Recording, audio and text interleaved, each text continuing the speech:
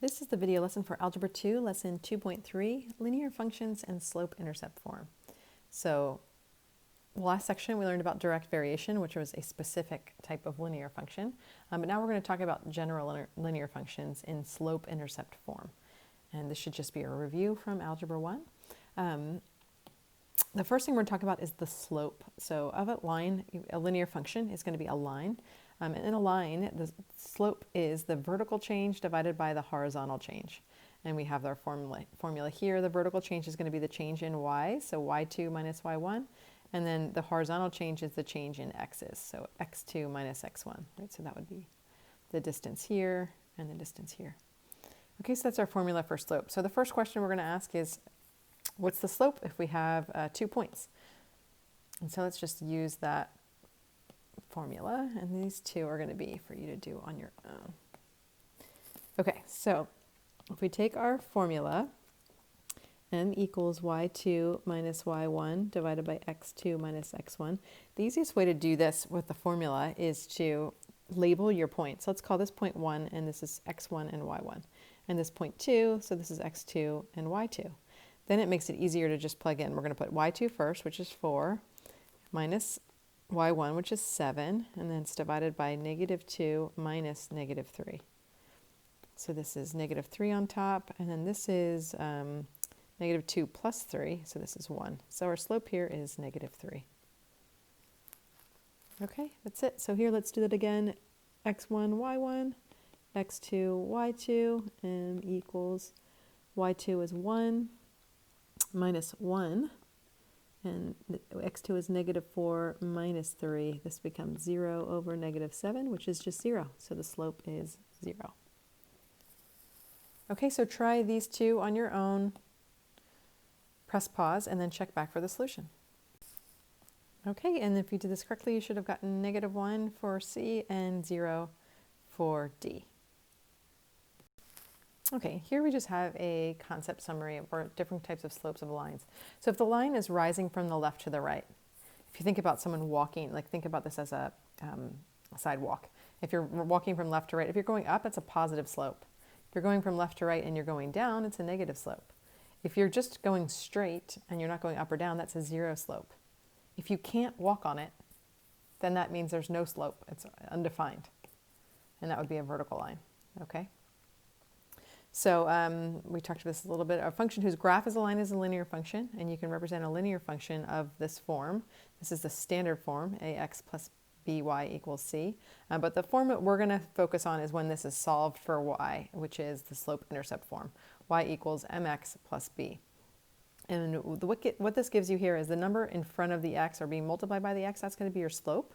And then the number that's being added to your mx is where x is 0, is your y-intercept. So it's going to be where the line crosses your y-axis. So that's why it's called, it intercepts the y-axis. It's called the y-intercept. And so once we have 2 points, we can draw a line. So the y-intercept gives us 1 point, and then the slope, remember, is rise over run. We can find our other point and then connect them. Okay, so let's start with this first problem, or second problem. Says, what's an equation of each line? Well, they give us the slope, they give us the y-intercept, so we can just plug it into our y equals mx plus b formula. Y equals 1/5 x, and the y-intercept is 0, negative 3, so negative 3 is my b, so minus 3, and there is our line. Okay, now we're going to go from the graph. The graph here shows us the y-intercept is at 4, so b is 4. Y equals mx plus b. And remember, our slope is our rise over run. And we're always going left to right. So here, let's start at this point and go to this point. So if we're starting here, to get to this point, we have to go down 1, 2, 3. So my rise is negative 3. And then I run just over 1 this way. So negative 3 over 1. So this is just negative 3. So our formula, or our line, is y equals negative 3x plus 4. And that's how you get an equation of a line from a graph, or from just a slope and a y-intercept. Okay, so try these two on your own. You're given the slope and y-intercept for this one, you're given the graph in the other one, and remember that your slope-intercept form is y equals mx plus b. Okay, press pause and try these two on your own. Check back for the solution. Okay, so here our b is 5, our m is 6, so this is y equals 6x plus 5. And here the y-intercept was negative 3. And again, we're going from left to right. To get from this point to this point, you go down 1 and over 2. So down 1 is negative 1, over 2 is just 2, so our slope is negative 1/2. And our y-intercept is negative 3, so that's our line equation. Okay, we are going to continue to write equations, but this one we've already given an equation, it's just in a different form, and we want to write these in slope-intercept form. So slope-intercept form, again, is y equals mx plus b. You don't have to memorize these necessarily, but you do have to know that it's slope-intercept form. So I'll give you y equals mx plus b, but I'm not going to call it slope-intercept form. So if I'm asking on a test, like put this in slope-intercept form, you can look on the formula sheet and you have to recognize, oh, that's slope-intercept form, rather than, it just won't be titled. Okay, and to take an equation and put it in slope-intercept form, if it is already a line, is you're just solving for y. So here, let's just highlight our y. That's what we want to get by itself. So we'll put our tracks around our equal sign. We can subtract 5x. So this becomes negative 4y equals negative 5x plus 16. And then we're going to divide by negative 4. And both of these this whole thing gets divided by negative 4. So this is y equals, and we can break it up. This is negative 5 over negative 4x plus 16 divided by negative 4. And if we clean that up a little bit, negative over a negative is positive, so this is positive 5 over 4x, and 16 divided by negative 4 is negative 4. So our line is y equals 5/4 x minus 4.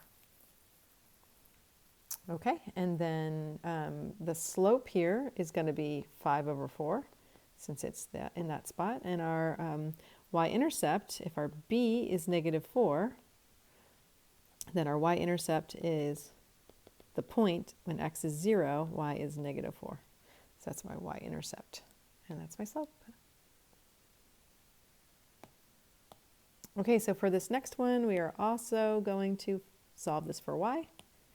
Let's put our tracks down. Let's add 3/4 x to move that. And so we have 1/2 y equals 3/4 x minus 1. And then to get rid of this 1/2, we can multiply by 2. Or if you just multiply by the reciprocal, 2 over 1, that's just a little messier. Just multiply by 2, and we have to multiply this whole thing by 2.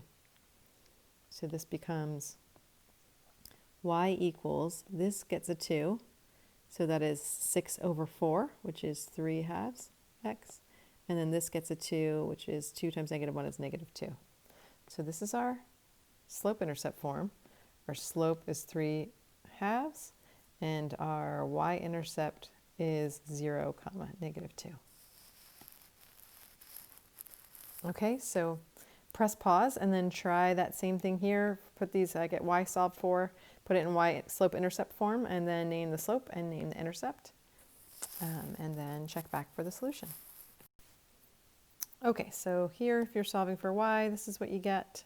And so that this is your slope and this is your y-intercept. Remember, when you're dividing an expression by 2, each term gets divided by 2. And then over here, it gets a little tricky. We have a fraction in front of the y. There's no 1 there. So to remember to undo a fraction, you want to multiply the reciprocal. So then we're multiplying by the reciprocal on this side, and you have to distribute it, right? So negative 1/6 times 3 over 2, it becomes negative 1/4. And then 3/2 times 12 becomes 18. Okay, so here's your slope and your y-intercept. Okay, and then the last thing we're going to do is graph. So the first way that you learn how to graph lines, and this is how you did it in Algebra 1 too, also pre-algebra, is to do it in slope-intercept form. It's the easiest way to do it. There are other ways that you could do it, and that we'll go over, but the easiest way to start is in slope-intercept form. So that means let's solve this for y.